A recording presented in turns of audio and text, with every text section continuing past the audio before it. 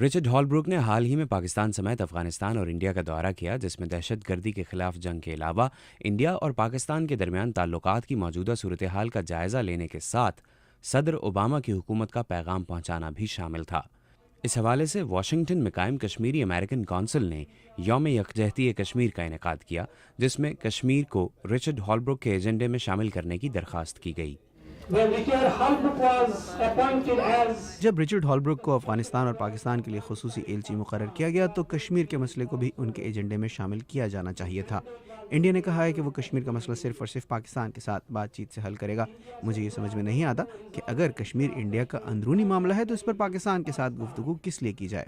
پاکستان اور انڈیا کے درمیان اس دیرینہ مسئلے کو حل کرنے کی خاطر نہ صرف اقوام متحدہ سے کئی قراردادیں منظور ہوئی ہیں، بلکہ بھارت اور پاکستان کی حکومتیں بھی کئی سالوں سے اس پر مذاکرات کرتی آئی ہیں، مگر ممبئی حملوں کے بعد دونوں ممالک کے درمیان پیدا ہونے والی خلش کے باعث کئی برسوں سے جاری امن مذاکرات میں تعطل آ گیا۔ عالمی برادری پر یہ ذمہ داری عائد ہوتی ہے کہ وہ کشمیریوں کو ان کا حق دلائے۔ امریکہ پر بھی اس کے اپنے مفاد اور جنوبی ایشیا سمیت دنیا بھر کے امن کو قائم رکھنے کے لیے کشمیریوں کی جد و جہد کا ساتھ دینے کی ذمہ داری عائد ہوتی ہے۔ مگر جارج واشنگٹن یونیورسٹی کے شعبہ عالمی امور کے پروفیسر اندر سود کے خیال میں کشمیر کے مسئلے پر امریکی پالیسی تبدیل نہیں ہوگی اور صدر براک اوباما براہ راست اس مسئلے میں شریک نہیں ہونا چاہیں گے۔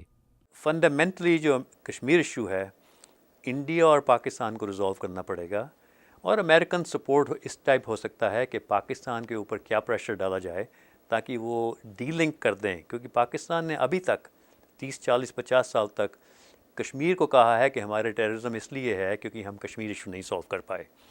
پاکستان کا مائنڈ سیٹ چینج ہونا چاہیے کہ کشمیر ایشو کا ٹیررزم کے ساتھ کوئی ریلیشن شپ نہیں ہے۔ اندر سود کے مطابق سبھی جانتے ہیں کہ مسئلے کا حل کیا ہوگا۔ انہوں نے کہا کہ دونوں ملکوں کو اس مسئلے کا حل قبول کرنے اور پاکستان کو اپنے عوام کو اس پر رضامند کرنے کی کوشش کرنی ہوگی۔